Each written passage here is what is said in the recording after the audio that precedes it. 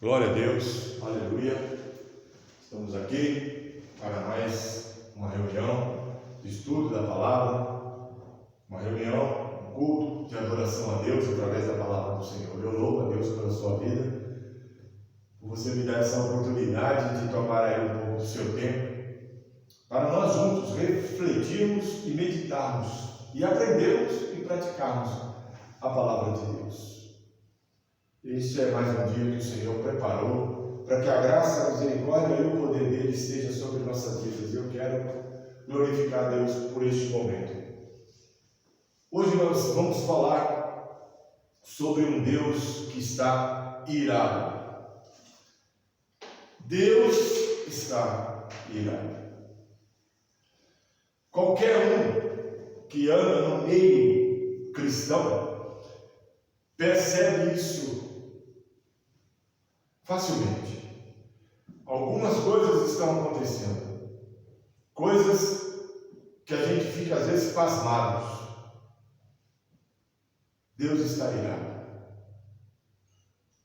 E eu pretendo nessa tarde, com a ajuda do Espírito Santo de Deus, trazer uma reflexão sobre tudo isso. E quem sabe a palavra do Senhor nessa tarde mude o nosso coração acerca de muitas coisas. No nome de Jesus.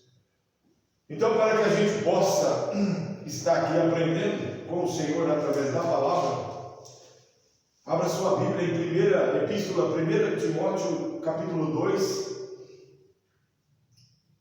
do versículo 1 ao 8, para nós entendermos o que o Senhor quer dizer. Essa epístola Paulo escreveu, é a primeira epístola que ele escreve a Timóteo. E ele diz aqui, no capítulo 2, versículo 1 até 8, ele diz o seguinte: exorto, pois, antes de tudo, que se façam súplicas, orações, intercessões e ações de graças por todos os homens. 4 coisas do primeiro versículo. Pelos homens, todos os homens, pelos reis e por todos os que exercem autoridade. 3 tipos de pessoas. Para que tenhamos uma vida tranquila e sossegada em toda piedade e honestidade. Pois isso é bom e agradável diante de Deus, nosso Salvador. Isso, o quê? Isso. Súplicas, orações, intercessões e ações de graças. Mas o quê? Por todos os homens, pelos reis e por todos que exercem autoridade. Para que tenhamos uma vida tranquila e sossegada em toda piedade e honestidade. E por quê? Porque diante de Deus, nosso Salvador, isso é bom e agradável. O qual deseja que todos os homens se salvem. Não é como o chamado. Muitos homens, muitos chamados, poucos escolhidos. Não. Aqui Paulo diz que Deus quer que todos os homens se salvem e venham ao conhecimento da verdade. Então Deus quer que todos se salvem, mas quer que todos se salvem conhecendo a verdade. Porque há um só Deus e um só mediador entre Deus e os homens, Cristo Jesus, homem, que se deu a si mesmo. Ele se deu a si mesmo em resgate por todos, para servir de testemunho a seu tempo. Então veja, esse Jesus, Cristo, homem, fez orações, intercessões, ações de graças, súplicas a Deus por todos os homens, para que eles se salvassem. Pelos reis também. E por toda a autoridade. Por isso, Paulo dizendo: fui designado pregador e apóstolo digo a verdade, não minto. Mestre dos gentios na fé e na verdade. Quero, pois, que os homens orem em todo lugar, levantando mãos santas, sem ira e nem contenda. Amém? Glória a Deus. Se você puder, curva sua cabeça. Senhor Deus, em nome de Jesus, nós cremos que a Tua palavra é a verdade.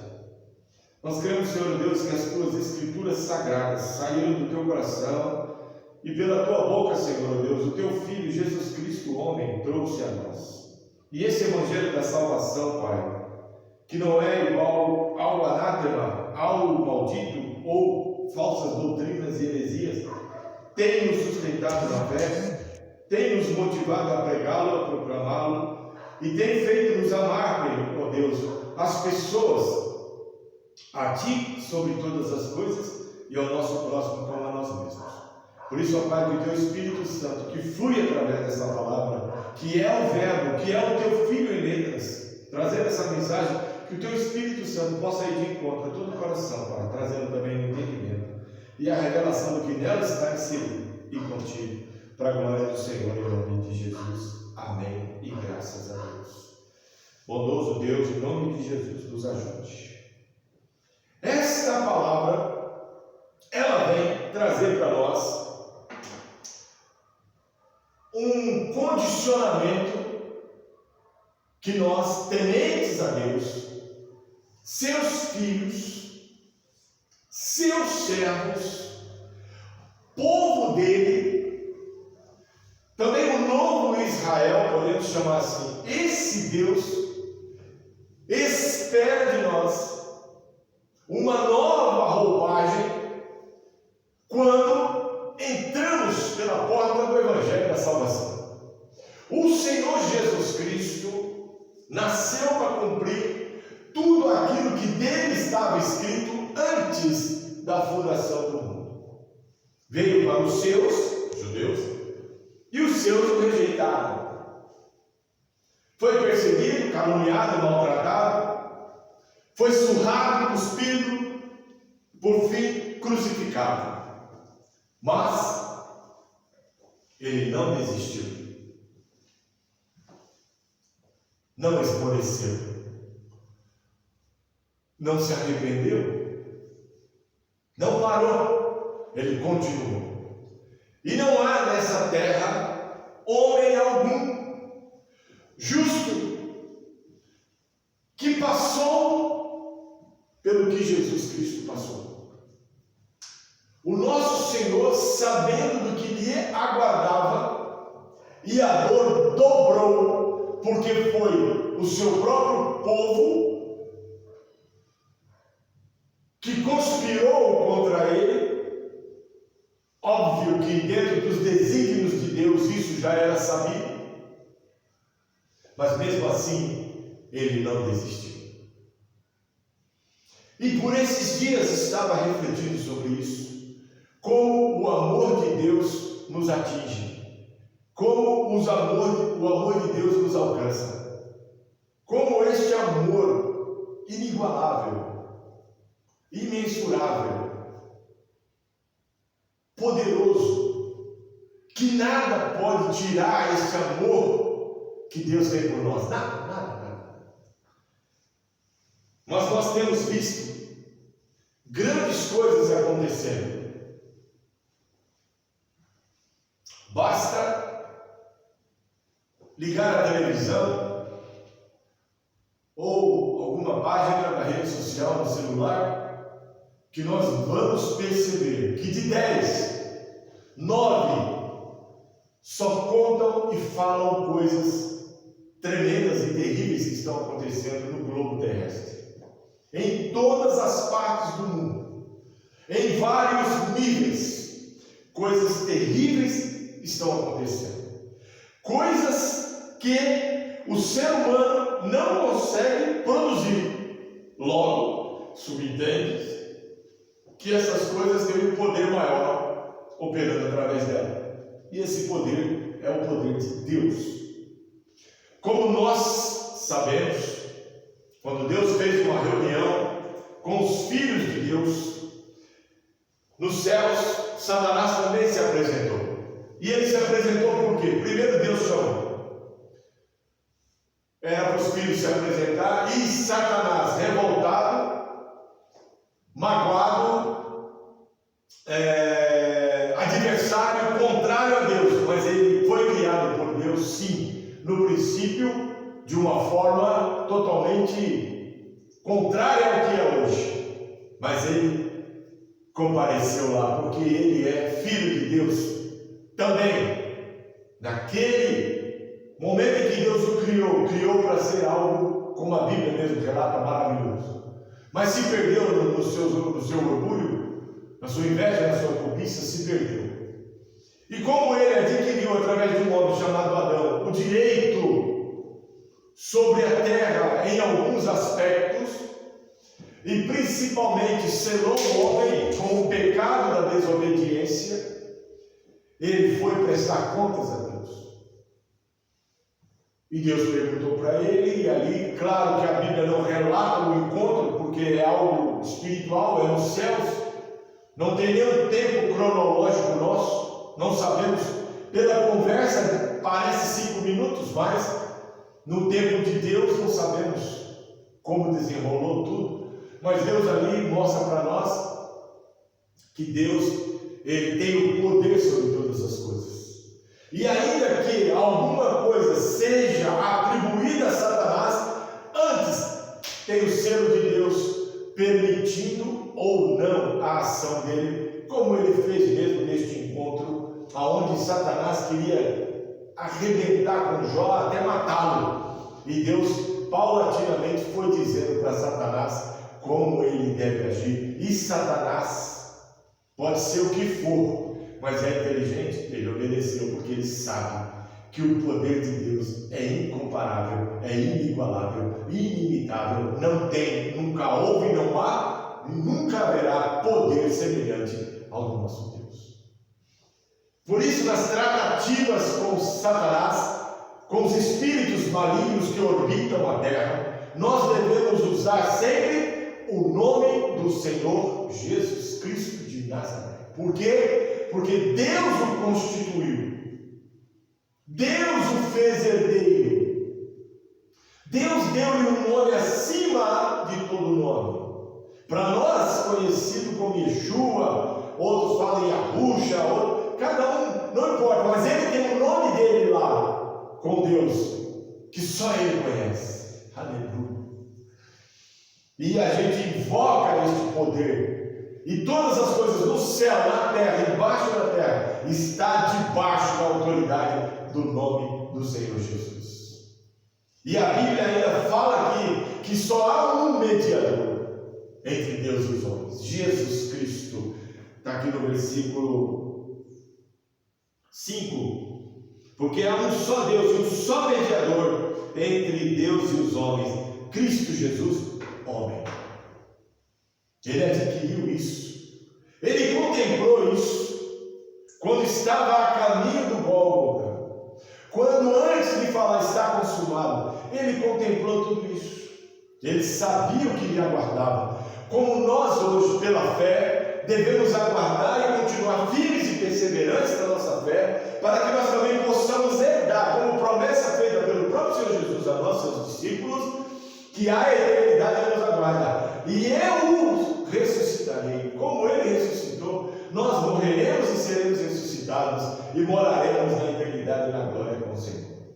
Há um processo até chegar lá, sim, mas essa é uma promessa, e Deus não mente, Jesus não mente, o que ele falou está falado. Mas aonde você quer chegar com isso, irmão Paulo? Eu quero chegar aqui no versículo 1 e 2, aonde Paulo, passando o que passou, Paulo foi chicoteado injustamente, foi encarcerado injustamente. Paulo padeceu por coisas que ele não era culpado, mas ele sabia que como ele perseguiu a igreja, como ele foi atrás da igreja, prendeu e fez coisas atrozes, foi um algoz, na verdade, contra a igreja do Senhor, contra o povo que estava começando a igreja do Senhor. Ele ele padeceu muitas coisas e ele se achava merecedor. Ele tinha uma consciência: eu mereço, ele disse, porque eu persegui a igreja do Senhor. O próprio Senhor Jesus desceu da sua glória, depois de ressuscitado, e teve um encontro com Paulo, que estava a caminho de Damasco para mais uma perversidade, uma maldade. O próprio Senhor Jesus falou para ele: mas por que você está me perseguindo, Paulo?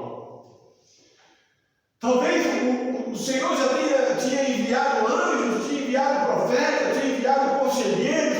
Talvez o Senhor tinha usado de todos os recursos ali para dizer para ele: Paulo, converte, para de perseguir, para de matar, para disso. E o Senhor Jesus pergunta: por quê? Você não está entendendo que esta obra começou lá em Gênesis e não vai parar até eu descer na glória da eternidade lá, vir cumprir o plano de Deus e consumir as obras das trevas dessa terra?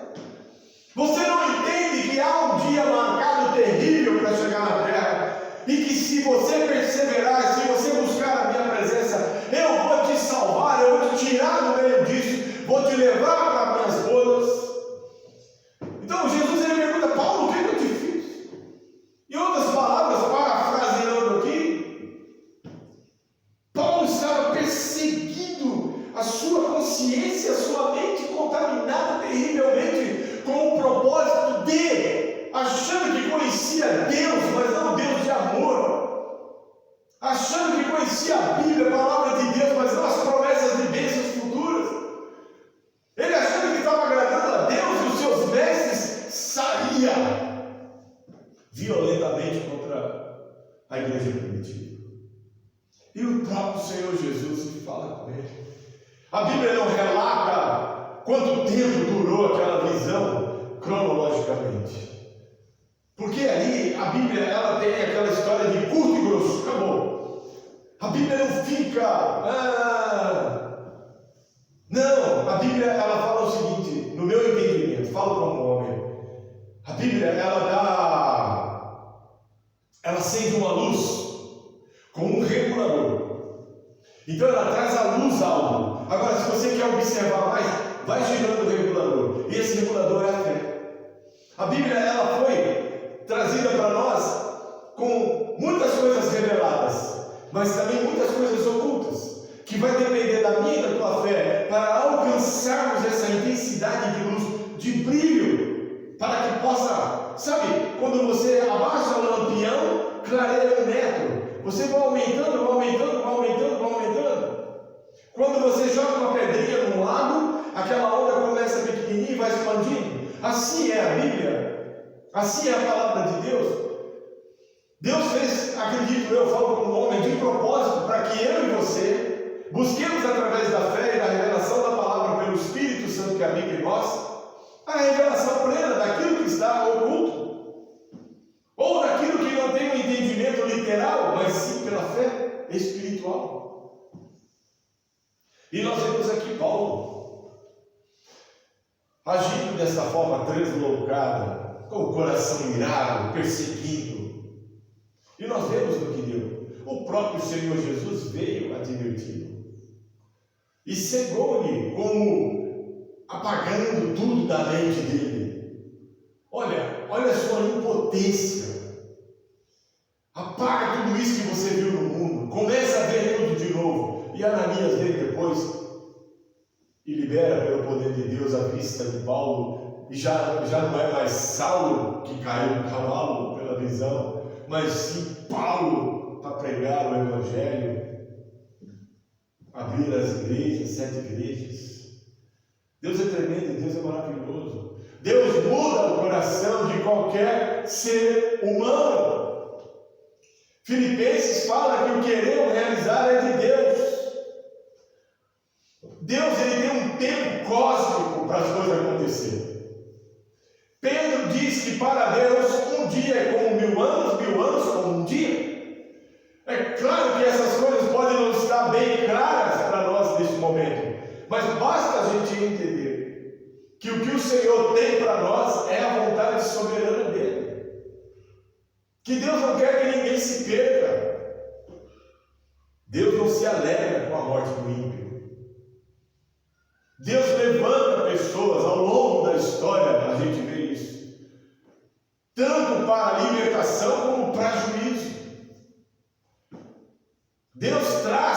pessoas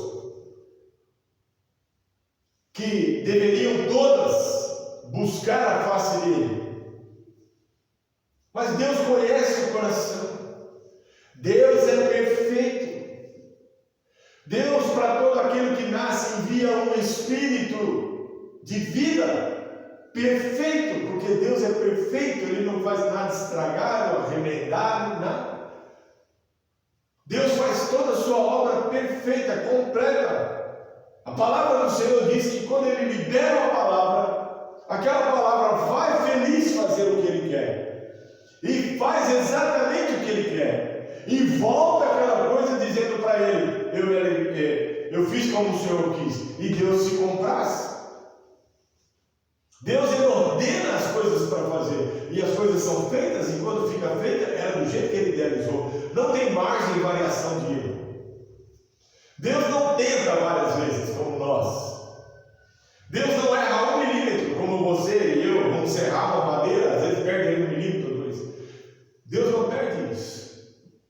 Deus faz tudo perfeito. Agora, quando o homem chega espiritual, vem o Espírito perfeito de Deus e habita num corpo que está se formando pela concepção no ventre de uma mulher. Este ser já está ali, carregando as impressões do pai e da mãe. Logo, este corpo sairá à imagem e semelhança dos dois, porque os dois agora são uma só carne. E o que passou para aquele corpo é o que há nos dois. Esses dois se uniram, se fundiram e transmitiram para aquela criança os cromossomos, o DNA, enfim, tudo isso. Mas isso faz parte do corpo. E essa criança vai nascer com o Espírito de Deus perfeito. Por isso que a Bíblia diz que o Espírito Santo habita em nós, no Espírito. Porque o nosso corpo é imperfeito, não serve para Deus. Ele determina que esse corpo se consuma na terra, porque da terra ele foi tirado. Então o Espírito Santo habita em nós no Espírito. E quando nós recebemos essa impressão de pai e de mãe, esse pai e essa mãe já traz de seus pais, avós, bisavós e assim pela sua genealogia ascendente, todas as variações, todas as mudanças, alterações que aquela criança recebe. O Espírito de Deus é perfeito.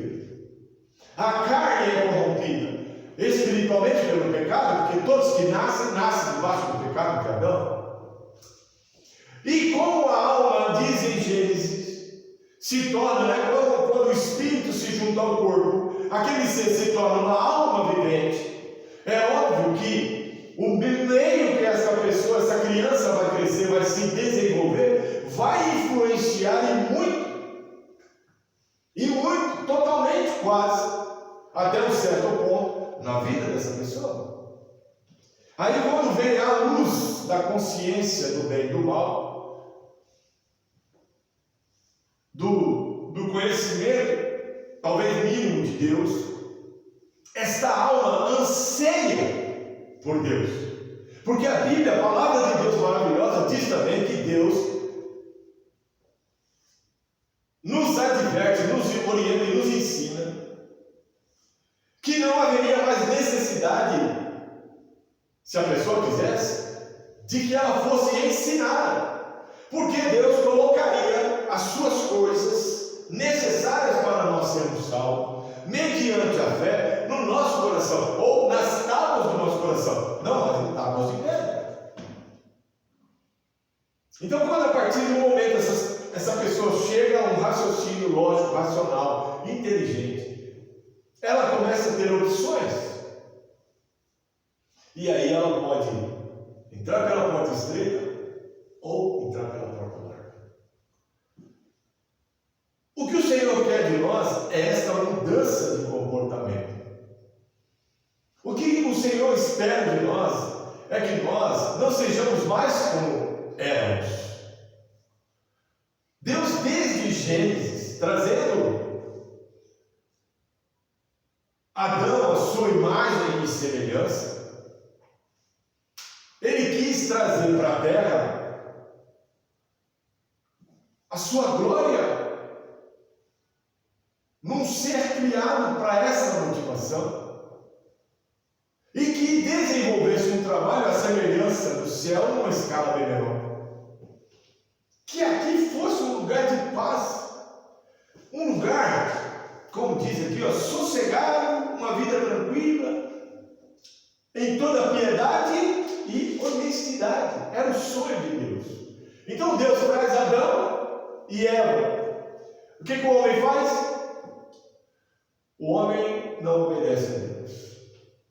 E o que Deus faz? Deus o tira do paraíso. Deus o tira do convívio. Porque o pecado não entra na órbita gloriosa de Deus. Por isso que o homem não pode chegar ali, porque aquilo tem, falando em volts, 1 zilhão de volts, que qualquer coisa pecaminosa que chega ali, não precisa nem dar ordem, não, aquilo já está condicionado. Aquela glória que envolve a Deus, o seu trono, o seu lugar altíssimo, aleluia, glória a Deus, aquele lugar já opera contra o pecado. Então não precisa ninguém tocar corneta, trombeta, que está chegando o pecado, não. Encostou ali, é triturado. Veja aqui uma arca da aliança, que encostaram a mão sem querer para ela não cair, a pessoa morreu. Veja Nadab e Abiú e Nadab, que eram sacerdotes, filhos de Arão, sumo sacerdote, foram oferecer um incenso diferente, um fogo estranho. Deus fulminou os dois. E Deus gostava de Arão. Mas Deus é assim, santo. Então Deus estabeleceu que nós vivêssemos como Ele. Já que nós carregamos a sua imagem e semelhança, devemos procurar proceder como Ele e fazer a sua vontade. E Deus, ao longo da Bíblia, vem falando através dos seus profetas, através dos seus libertadores, dos seus escolhidos, de reis. E por fim, Ele mesmo vem na pessoa do seu Filho. Fala de voz audível aos ouvidos humanos. Vem se tornar como um de nós, para dizer: é real tudo que foi falado. Eu estou aqui para cumprir tudo que foi falado. Falaram de mim desde o Gênesis. Lembra que Deus disse que o descendente da mulher pisaria a descendência da serpente? Lá está falando de mim. Então Jesus veio pregando nesse ministério de 3 anos e pouco da sua existência, que a Bíblia relata que aos 30 anos ele começou. Ele veio de Gênesis a Apocalipse, cumprindo tudo que a seu respeito estava escrito. Por isso que ele veio cumprir a lei, porque a lei falou dele.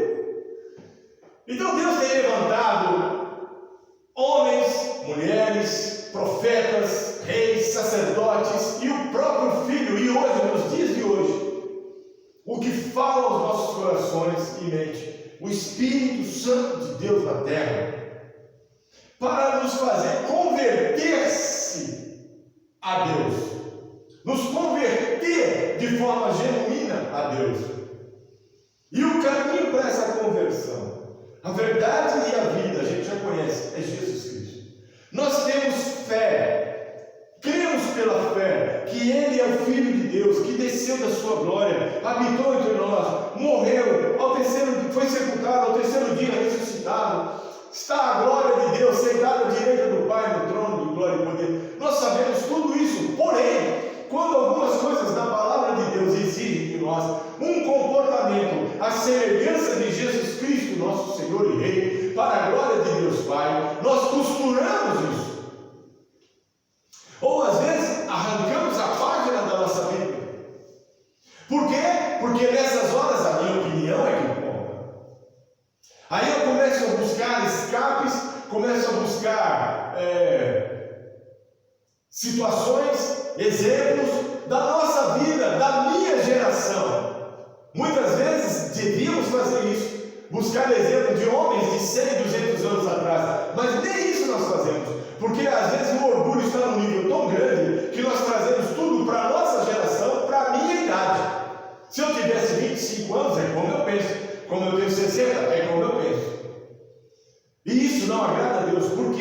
Porque nós fazemos tudo o que Deus pede. Nós nos rendemos a Cristo Jesus. Nós pela fé cremos nas promessas. Nós esperamos a salvação, porque todo aquele que crê e for batizado será salvo. Nós descemos as águas do batismo. Nós oramos, intercedemos, suplicamos. Nós fazemos tudo isso aqui. Mas quando é determinada a hora que a nossa opinião entra em conflito com a vontade soberana de Deus, nós pecamos. Nós erramos. Nós fazemos aquilo que não agrada a Deus. Por isso Deus está irado. Irado. Deus está irado. E a palavra de Deus mostra em alguns textos como Deus está irado. Ou melhor, que Deus fica irado. Deus fica irado, sim. E eu vou mostrar em alguns textos. Não separei por página, até porque eu não estou correndo, não estou com pressa. Mas eu vou mostrar. Você pode abrir a sua Bíblia aí em Abacuque 3:8.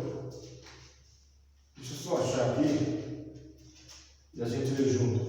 Abacuque 3:8 é um texto para mostrar, para não ficar com a minha palavra. Acaso é contra os rios, Senhor, que estás irado? É contra os ribeiros a tua ira? Ou contra o mar o teu furor? Já que andas montado nos teus cavalos, nos teus carros de vitória. Então veja bem, o profeta Abacuque, ele está fazendo uma pergunta a Deus, porque ele percebeu a ira de Deus,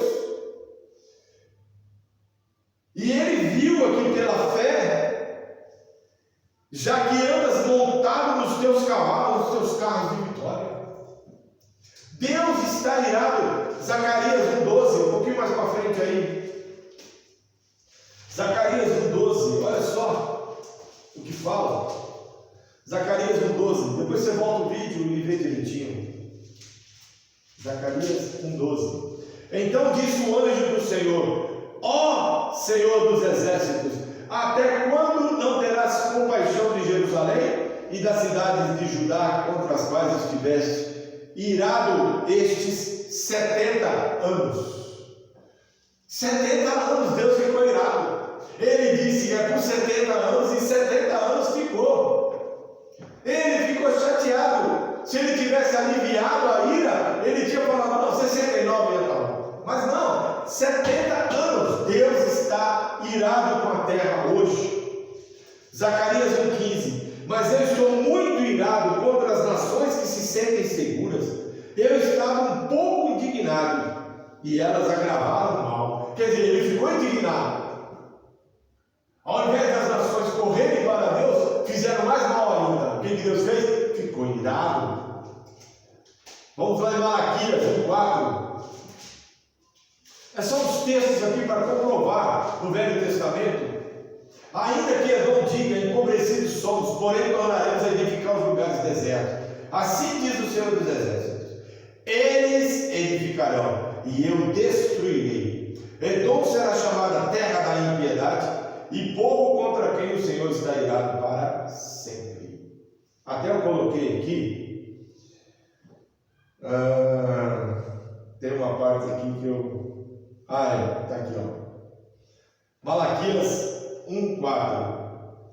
Tem aqui, veja bem, Edom, que é o montanha de Seir, que é da tribo de Esaú, irmão de Jacó. Eu coloquei aqui, ó, Malaquias 1:4. TIPCQSEIPS.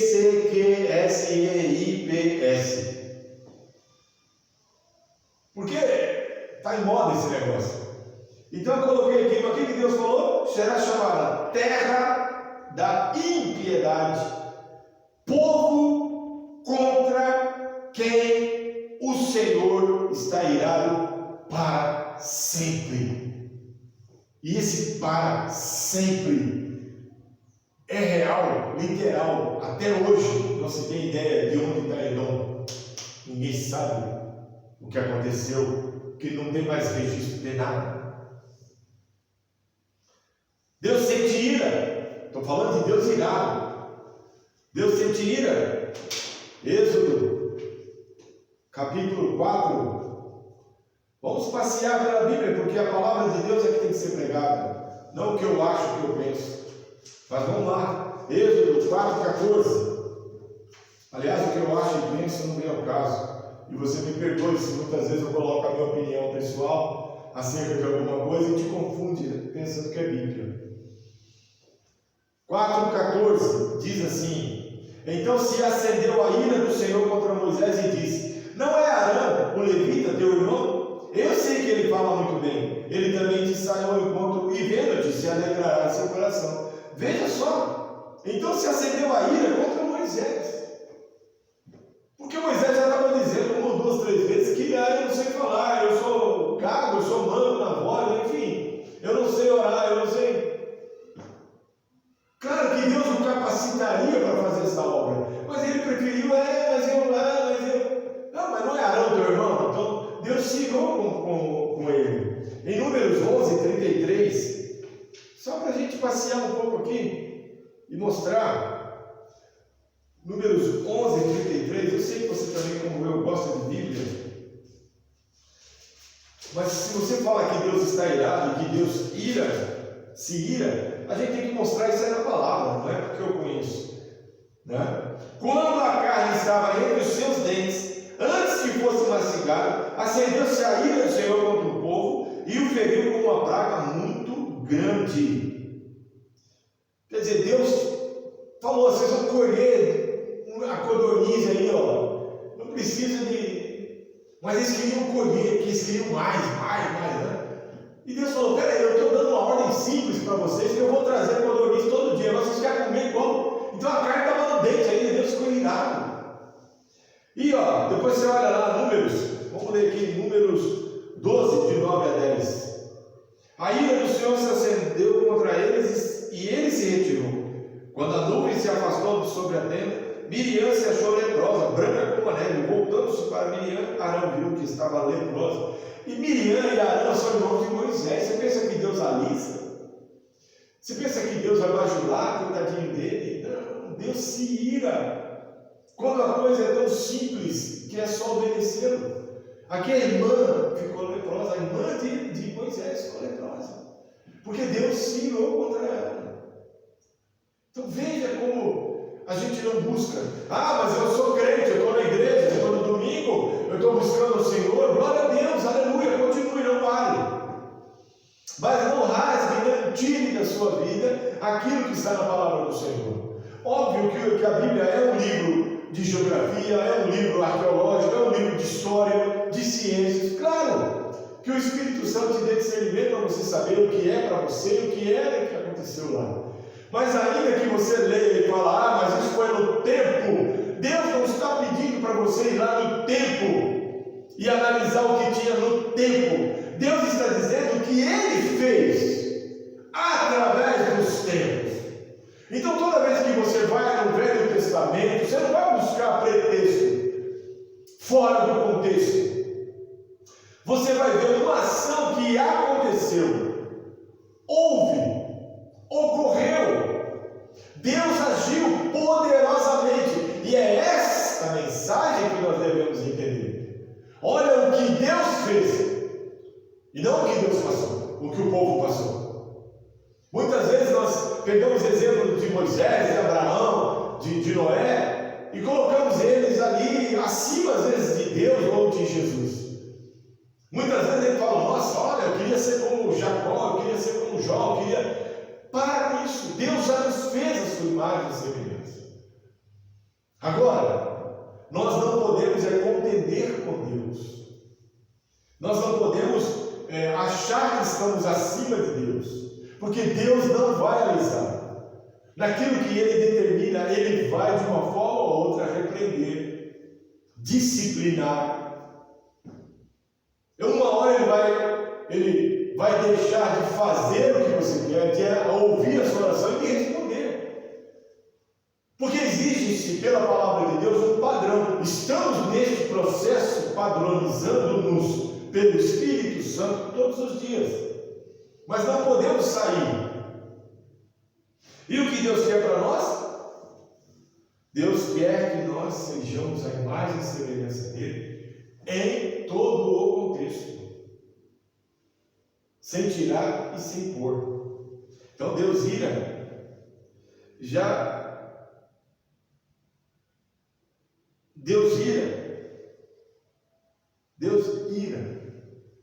Deus está irado.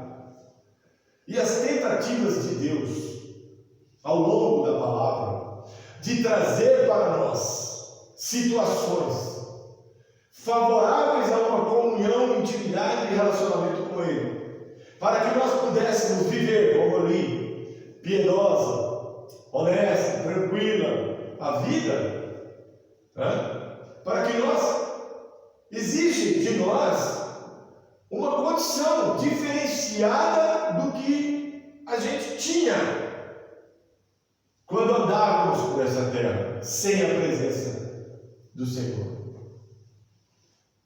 Então, quando Deus ele chama a mim e a você, Ele chama um povo, Ele espera que este povo esteja e seja moldado pelo Espírito de Deus, para que nós possamos ter esse livre acesso através de Jesus, que é a porta que nos leva, é o caminho, para que nós possamos ter a salvação, que é a vida eterna.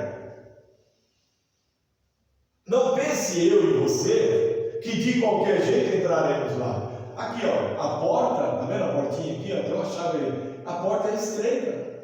Se eu abrisse aqui, ó, e quisesse passar, eu teria dificuldade pelo meu corpo avantajado.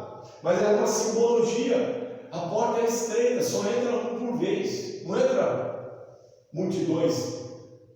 Vai virar uma multidão depois da porta, mas, em nome de Jesus, nós estaremos lá. Mas a porta é estreita. E quando o Senhor ele ministra a nossa vida, nós devemos representá-lo. A Bíblia fala que nós somos luz do mundo e sal da terra. Então ali já está as características de um povo diferenciado. Não é porque eu quis, porque a Bíblia diz que não é por mérito. É Deus que me escolheu, não foi eu que escolhi a Deus. É Deus que nos amou e nos chamou para uma obra, mas uma obra diferente do que se vê no mundo. De uma obra diferente entre as pessoas que estão no mundo. Paulo ele diz que se a gente for escolher o ambiente, o país, a nação, o povo, as religiões, e a gente começar, não falo com esse, não falo com aquele, não converso com esse, não faço com ele, não vou lá, não sei o quê, é melhor que a gente saia do mundo, porque não tem como. Paulo ele diz, olha, não tem como. Você tem que aprender a conviver com as diferenças e com os diferentes. Por quê? Porque Deus criou cada um diferente. Olha as identidades. Olha aqui as impressões digitais. Segundo a ciência, não tem uma igual a outra. Então, como é que eu posso querer que uma pessoa pense e haja exatamente como eu quero? Claro que quando se trata de cor, de sabor, de olfato, de tato, você vai ter pessoas, e milhões no mundo, vamos dizer assim, que vai dizer, eu também gosto disso, eu também aprecio isso, eu também. Mas alguns assuntos vai haver diferença. Alguns vão gostar mais, outros menos, outros vão detestar, mas isso faz parte do indivíduo e da individualidade que Deus colocou em cada um de nós. Somos diferentes, porém, em Cristo, a imagem e semelhança de Deus, com os atributos e características de Deus. O que Deus espera de nós é que nós, alinhados com a palavra dele, no poder do Espírito Santo, sejamos como, de fato, a Bíblia diz que lá em Antioquia se chamou pela primeira vez os seguidores de Jesus Cristo, de cristãos, que nós sejamos pequenos cristos. E Cristo significa ungido. Então que nós sejamos um povo ungido por Deus, a imagem e semelhança dele, andando na verdade da palavra e nos caminhos que Jesus ensinou, que são os mandamentos e as ordenanças. E quando ele diz perdoa 70 vezes 7, ele não está brincando de cálculo e matemática para saber se você sabe multiplicar. Ele está falando realmente que é assim. E ele ainda fala para Pedro, não 7 vezes, mas 70 vezes 7. E quantas vezes nós conseguimos perdoar? Vamos trazer para os números matemáticos. Quantas vezes conseguimos perdoar? E por que não perdoamos? Quais são os motivos que nos levam a não perdoar? O que é que nos foi feito diretamente?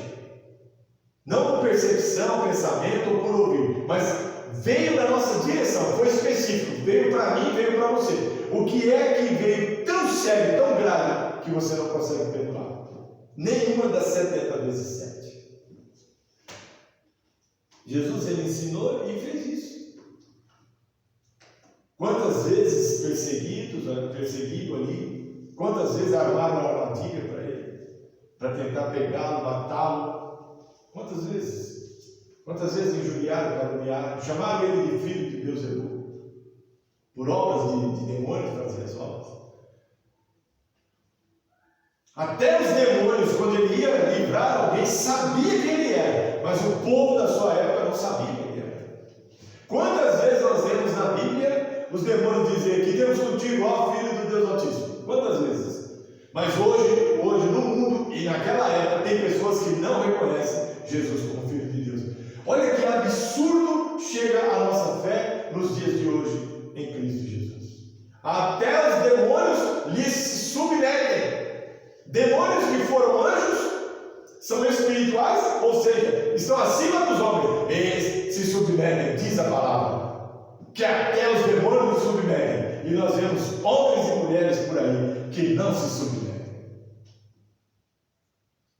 Então, quando Paulo ele diz, oremos pelas autoridades, para que nós venhamos a ter uma vida pacata, pelos homens, pelos reis e por todos que exercem autoridade, para que tenhamos uma vida tranquila, sossegada. Aí eu quero entrar num detalhe.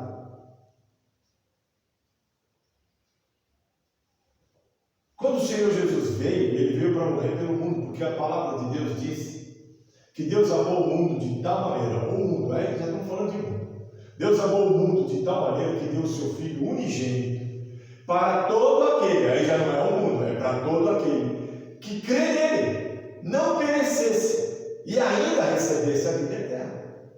Então veja que o propósito de Deus é salvar o mundo. Deus também diz que Ele constitui as autoridades. Ele levanta uns e abate a outros.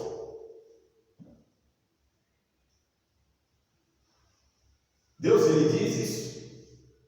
E o que Ele pede para nós, Paulo, seguindo os exemplos do Senhor Jesus? Ele diz, ore pelos homens, por todos que exercem autoridade, para que tenhamos uma vida tranquila. Pelos reis. E o que nós vemos no mundo não é uma vida tranquila. O que nós vemos no mundo hoje são as dores do parto. Mas não é o parto. São as dores, são as contrações, como semelhança da mulher que está a horas de dar à luz. As contrações vão aumentando de intensidade e diminuindo os espaços entre elas, até o momento do parto. Estamos nas contrações, e cada mais vezes que se aproxima a hora do parto, mais intensas são as contrações e menor o tempo delas. Às vezes acontece no mesmo dia 3 ou 4 coisas terríveis que a gente olhando fala, meu Deus, tem misericórdia. No mesmo dia, Deus está irado. Deus está irado. E vou dizer uma coisa que talvez alguns não vão entender, outros talvez possam até me criticar. Mas Deus está irado com o seu povo. Deus está irado com aqueles que Ele selou a medida da fé, para crer no seu Filho Jesus Cristo, na palavra que seu Filho pregou e no Consolador Espírito Santo. Deus está irado com a igreja, a congregação, a eclesia, o povo escolhido. Deus está irado com aqueles que Ele levantou para fazer a diferença, não como era antes, mas uma nova diferença. Deus levantou um povo chamado Novo Israel para resgatar aquilo que o antigo Israel perdeu. Deus chamou um povo para levar de novo à condição, ao perfil de Adão no paraíso, que ele perdeu, mas que pela fé em Cristo Jesus resgatamos. Deus está irado com o seu povo, que está totalmente confuso acerca das coisas. Por quê? Porque a palavra do Senhor, ela não tem sido lida, ela não tem sido perscrutada minuciosamente. Não há tempo. As coisas são muito rápidas. Não há tempo de orar, não há tempo de interceder, não há tempo de suplicar, não há tempo de ler a palavra, não há tempo de preparar uma palavra. E eu quero fazer uma ressalva. Tem muitas exceções, não é regra. Tem muito homem e mulher que se alimenta diariamente, várias vezes por dia, da palavra do Senhor. Eu não sou esse tipo, mas eu reconheço que há, eu reconheço que existem pessoas que conhecem.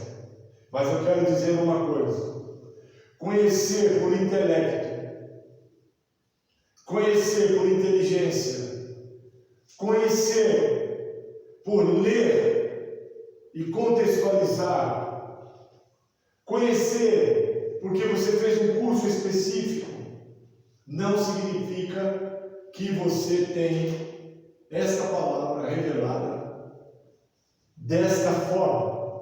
É importante? Sim, mas não significa sem o poder do Espírito Santo, sem a virtude do Espírito Santo, sem a revelação do Espírito Santo, sem a direção do Espírito Santo, sem a indicação do Espírito Santo, sem a estratégia do Espírito Santo, sem o poder e a glória do Espírito Santo fluindo através desta palavra. É só conhecimento, é só técnica, porque a palavra ela é acompanhada de poder do Espírito Santo na vida do crente. Poder regenerador, transformador, poder restaurador, poder de transformá-lo em vencedor. Então a palavra de Deus, ela tem essa característica e não podemos abandoná-la, porque aqui nós sabemos o que o nosso Deus espera de nós e aqui nós vemos como poder realizar aquilo que Deus espera de nós. E nós estamos aqui nesse dia na Terra, dia 8 de julho, para falar que nós somos o novo Israel de Deus. E como ele levantou lá Adão e Eva, Gênesis 1, 26. Em Gênesis 24, 7, ele levantou Abraão. Em Gênesis 6, 8 e 18, levantou Noé. Em Êxodo 3, 4, Moisés. Em Êxodo 4, 22, ele fala para Moisés falar para Faraó que Israel é o filho de Deus. Para libertar Israel, que é o filho de Deus. Deus não mudou. Deus é o mesmo. E ele hoje tem um novo Israel, que são seus filhos na terra, que são os portadores da luz de Cristo, que ilumina todo lugar e dissipa todas as trevas. E essa luz ela é poderosa, porque não é a luz humana, é a luz do Espírito Santo de Deus na nossa vida. Essa luz, aonde chega, com quem fala, ela tem um efeito, porque ela provém de Deus. E o sal da terra, ele não pode ser insípido, ele tem que ser um sal que traz mansidão, moderação, paz, no ambiente e nos relacionamentos.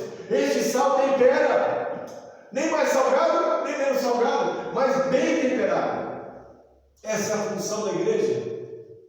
E nesses últimos tempos entraram tantas coisas,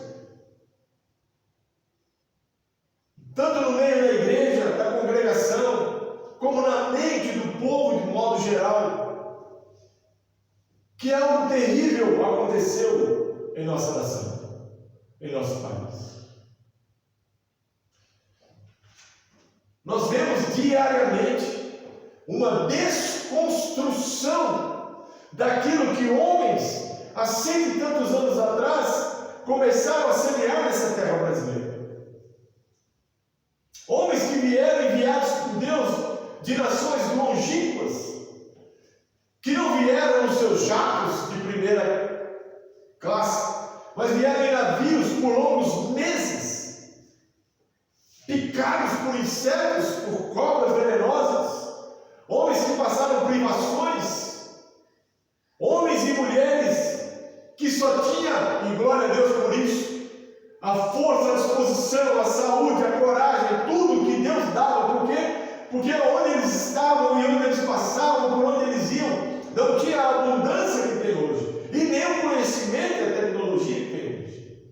Mas eles desbravaram o Brasil, trouxeram para o Brasil o Evangelho da salvação, a luz de Jesus, para operar no homem, para que o Evangelho fosse proclamado, para que o Evangelho fosse disseminado, para que a igreja do Senhor fosse expandida, mas dentro da Bíblia.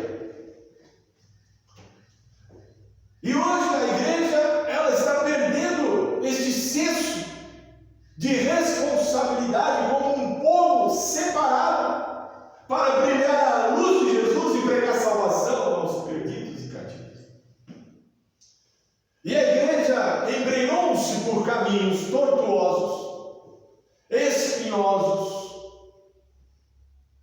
e foi ali naqueles ambientes, naqueles caminhos, obrigada a pactuar-se com aqueles que viviam já naquele meio, naquele ambiente. Tanto a igreja foi lá e começou a modificar-se no ambiente que estava inserida, como ela trouxe para dentro de si mesmo essas mesmas características. Por quê? Porque algumas páginas foram canceladas ou arrancadas. Acusam-se os tradutores que não é bem assim que estava escrito.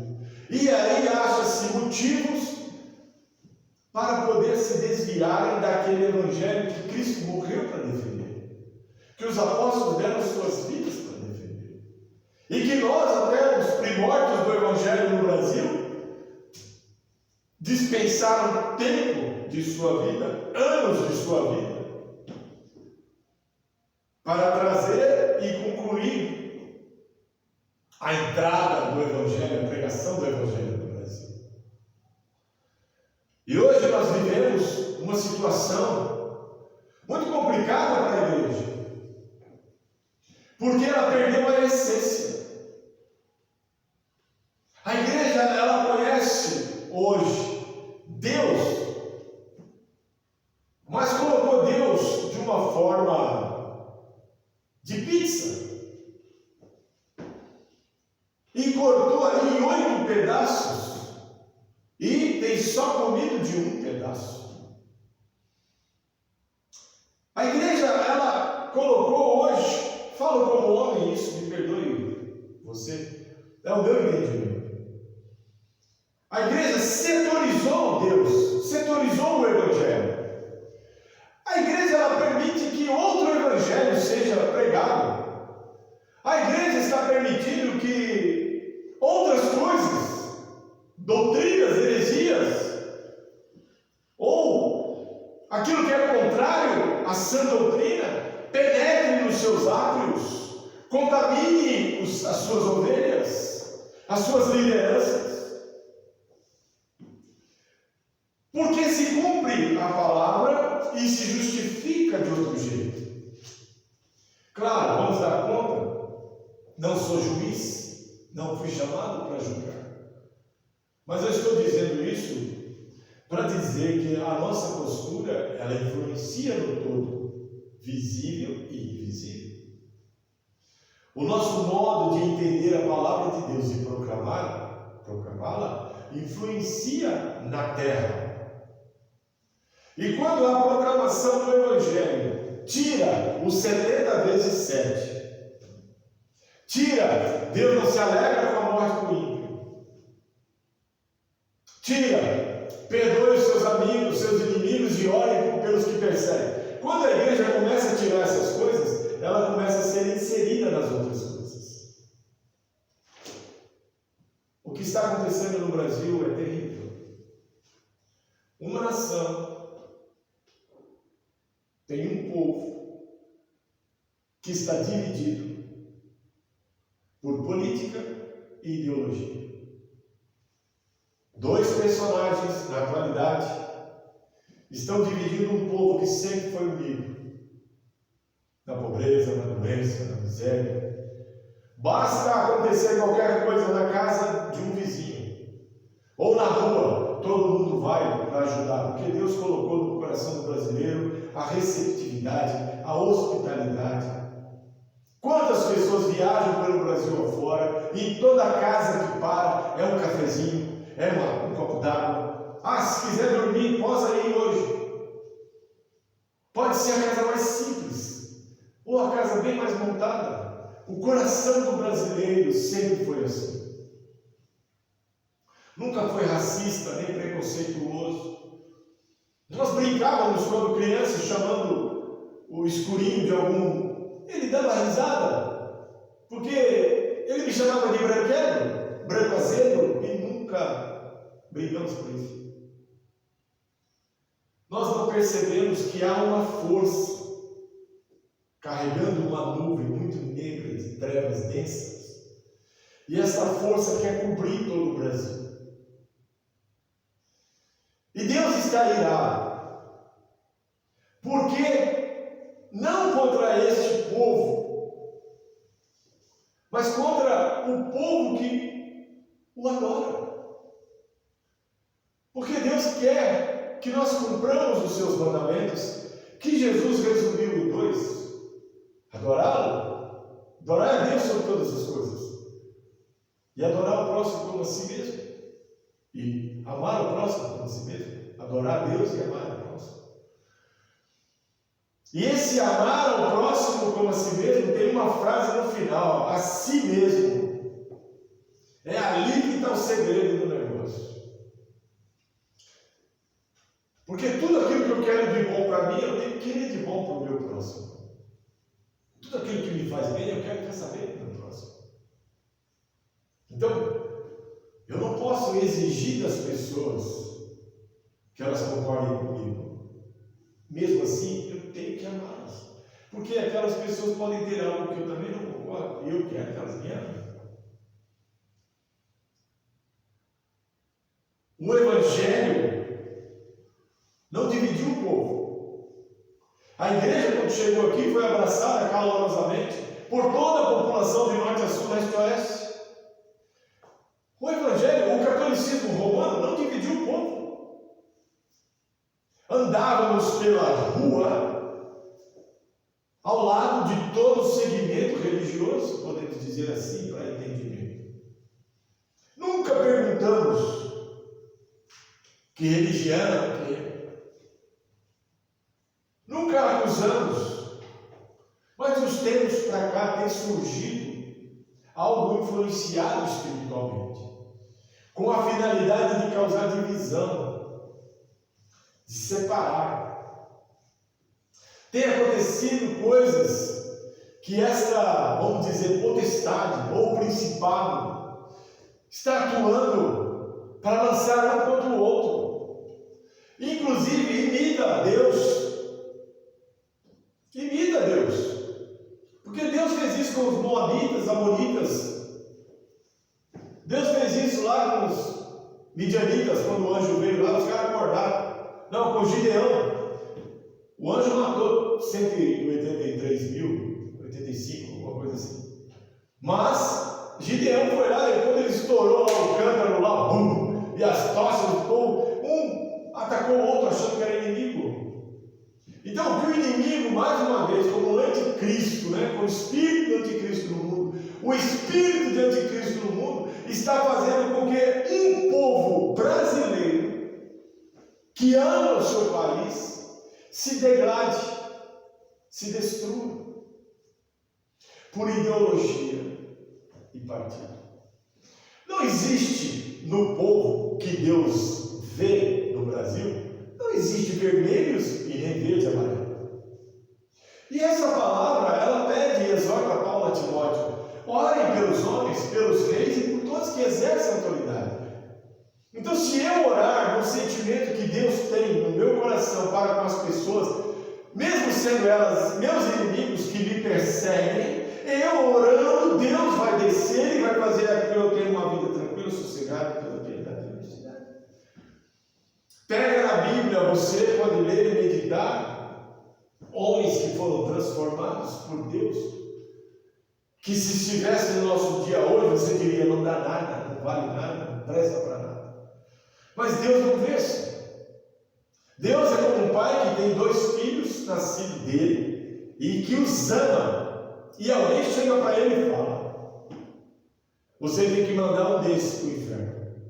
Quem você vai escolher? É difícil porque ele é pai dos 2 e ama os 2. Veja aquele filho pródigo. Quando ele voltou de ter perdido tudo, Deus, o pai dele, representando ali o Senhor, não o puniu, mas deu a ele as indumentárias necessárias para que ele fosse honrado. Porque a alegria do Senhor de ver o filho do pai, ver o filho voltar, é muito maior do que a alegria de ver o filho morto e ir para o inferno. Essa é a visão de Deus para o Brasil. E a igreja tem uma responsabilidade muito grande, porque a igreja, no meu ponto de vista, falo como homem, ela deu uma inclinada para uma direção, como o peregrino faz na sua jornada, buscando ali algumas coisas que a palavra de Deus nunca falou para buscar. E eu quero trazer você a uma reflexão. Nós precisamos orar por esses homens que controlam o nosso país. Deus é poderoso demais.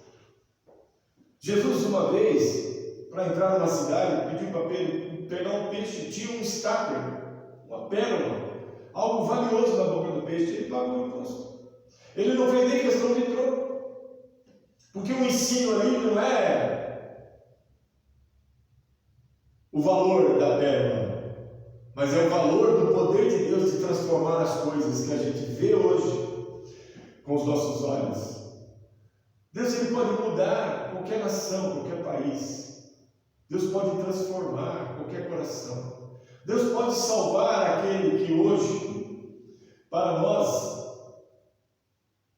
não foi a escolha. Mas nós temos que amá-lo.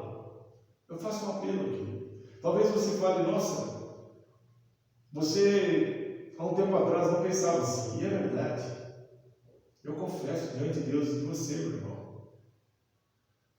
A gente levantou barreiras, obstáculos, muros, paredes intransponíveis, humanamente falando.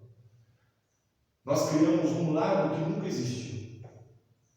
Nós defendemos teses que não são bíblicas e que os interesses não eram de Deus.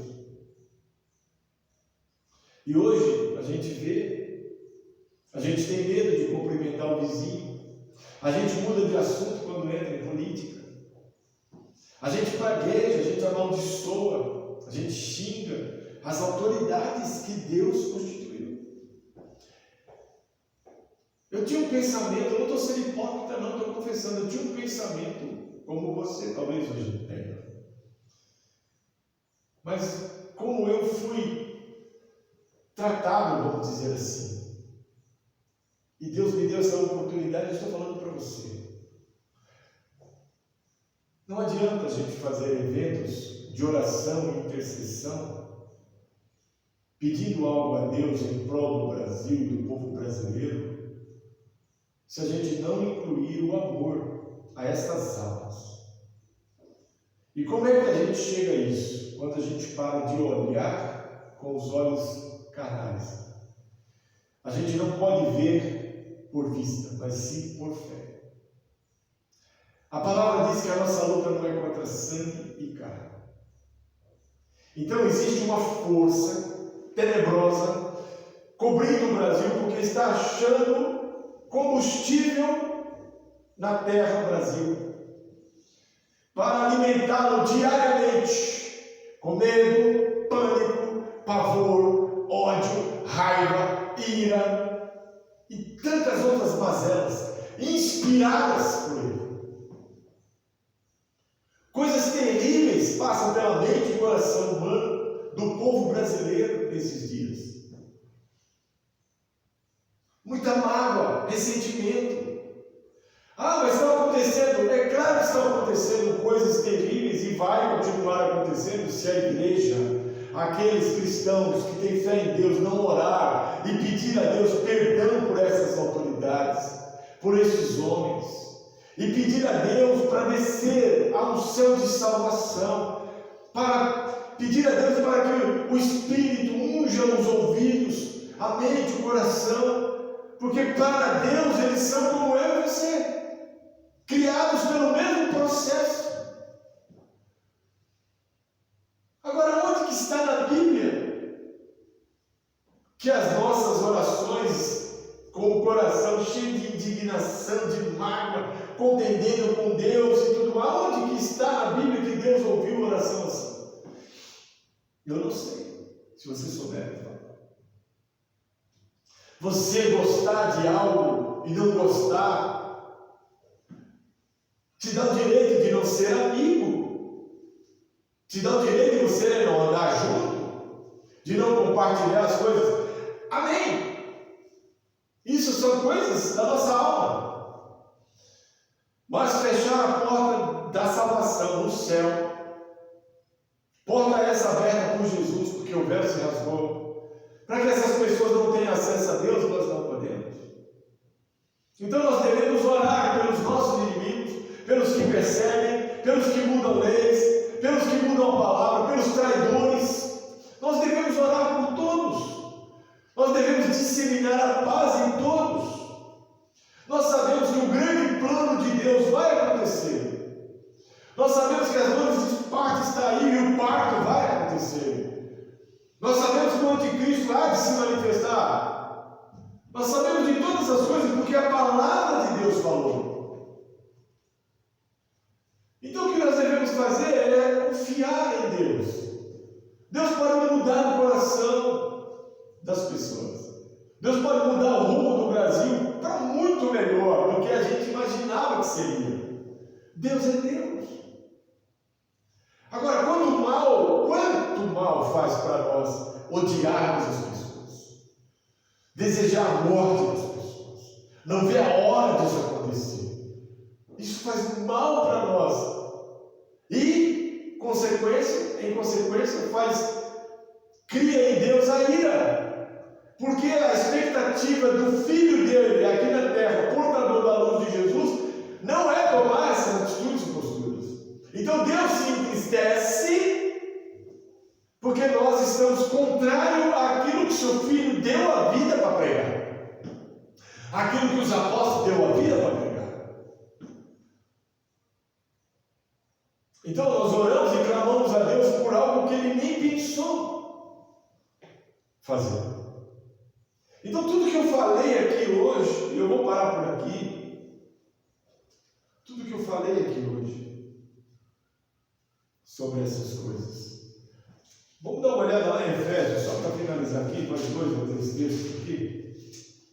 Efésios 2, de 19 a 22.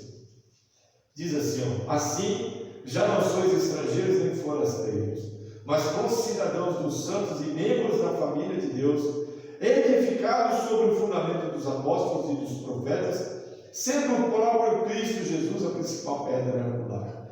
Nele todo edifício bem ajustado cresce para tornar-se templo santo no Senhor, e nele também vós juntamente sois edificados para a morada de Deus no Espírito. Então veja, essa é a aparência, né, o perfil do cidadão que Deus quer olhar para nós. Somos seguidores de Jesus, cremos na palavra, no poder do Espírito, amamos e adoramos a Deus, então nós devemos andar e pensar e procurar ver como Ele vê as coisas. Atos 5, 29. Atos 5, 29, eu vou terminando por aqui, porque eu acho que você é inteligente e já pegou o que eu quero falar. Hoje vivemos uma situação muito complicada. Diz assim, ó: responderam Pedro e os apóstolos. Atos 5, versículo 29. Mas importa obedecer a Deus do que aos homens. Quer obedecer a Deus? Faça a vontade dele. Ame Deus sobre todas as coisas, ame o próximo como a si mesmo. Obedeça os mandamentos, as ordenanças do Senhor. Obedeça a palavra. Se consagre, ore, jejue. Quer agradar a Deus? Faça todas essas coisas. Deus espera de nós que nós sejamos a sua imagem e semelhança resgatada por Cristo Jesus. Deus espera de nós que nós obedeçamos. Aí alguém vai dizer assim: o homem está falando uma coisa ali, mas eu prefiro obedecer a Deus do que obedecer aquele homem. Não é nesse contexto. Porque aquele homem que está falando algo que você não aceita, não crê, não acredita, se ele é uma autoridade, é Deus que o constituiu. E nós devemos sim obedecer. E não só obedecer, orar. Mas quando o Senhor fala que mais importa obedecer a Deus do que aos homens, Ele está dizendo o seguinte: agora você acredita em Deus, tem fé em Jesus Cristo, é revestido pelo Espírito Santo, é parte do corpo de Cristo na terra, então cabe a você obedecer a Deus, e não ao homem, e nem aos homens. Então qualquer pessoa que dizer para você não é bem assim que Deus diz, vai na palavra e consulta. Se alguma pessoa dizer para você, vai por esse caminho que você vai se dar melhor, consulta o Senhor. Porque é melhor obedecer a Deus. E para obedecer a Deus, as regras estão aqui. Se tiver alguma coisa específica para tratar com você, os anjos ministradores da parte de Deus, enviados à terra para guardar aqueles que hão de herdar a salvação, eles vão te ministrar. E se você continuar nessa luta que você está, nessa força de vontade de buscar a intimidade e comunhão com o Espírito Santo, Ele mesmo vai te direcionar. Isso é o que está escrito: importa obedecer a Deus e não aos homens. Porque estes homens aqui envolvem você mesmo do que aos homens. E este aos homens envolve também você, a sua vontade. Se a sua vontade de fazer algo, de comentar algo, de falar algo, ou de lançar sobre alguém, de falar sobre alguém, de criticar alguém, acusar alguém, se a tua vontade está acima da de Deus, você é um desses homens aqui. E eu termino aqui. Deus está irado. É só olhar para o que está acontecendo no mundo. Deus se ira. Deus não poupou nem os anjos. Deus não poupou nem o seu próprio filho. E quem sou eu para contender com Ele? Que nós possamos, pelo Espírito Santo de Deus, meditar sobre isso e descer o nível para o nível da humildade aos pés de Jesus, para que nós possamos voltar à nossa memória e vermos e percebermos de onde Deus nos tirou. Aí sim podemos trazer a luz de Jesus sobre as pessoas, os fatos, as situações as circunstâncias, as consequências. E trazendo a luz ali, aí sim nós vamos poder obedecer a Deus. Que nós possamos ter isso do Espírito Santo de Deus. E quem sabe, descendo neste posto de prostrado, neste nível de prostrado, existe um nível chamado prostrado. Quem sabe, com lágrimas, apresentando a Deus as nossas petições e súplicas em favor dos homens, dos reis e das autoridades que Deus constituiu, o Brasil volta a ser um Brasil, um só povo, sem divisões, sem acusações, sem injustiças. Porque a oração do justo pode muito em seus efeitos. E a oração que Deus ouve é essa oração, carregada de amor, de piedade, de misericórdia, de perdão. Porque o próprio Pai Nosso, Ele diz para nós: perdoa as nossas dívidas assim como nós perdoamos aos nossos devedores. Então, veja que tudo está condicionado. Se eu não perdoo aqueles que eu acho que não merecem, eu não posso nem orar o Pai Nosso, porque lá eu estou pedindo a Deus para me perdoar e Ele não vai me perdoar porque eu não perdoo. E eu não estou aqui dizendo, poxa, agora você descobriu o Brasil, a América, você está trazendo algo novo. Não, isso é tão antigo quanto a palavra. Porém, pouco exercitado, e digo, falo como homem, muito difícil para o homem dos dias de hoje praticar. Porque qualquer coisinha azeda o relacionamento interpessoal. Qualquer objeção, ponto de vista, consideração, atitude, lei, tudo vira o caos para nós. Bate uma indignidade, uma inconformidade. E isto não vem de Deus. Vem daquele que está operando essas coisas no povo. E nós, como igreja, devemos orar sim para Deus repreender isso. Porque são coisas espirituais. O que é impossível para o homem é possível para Deus.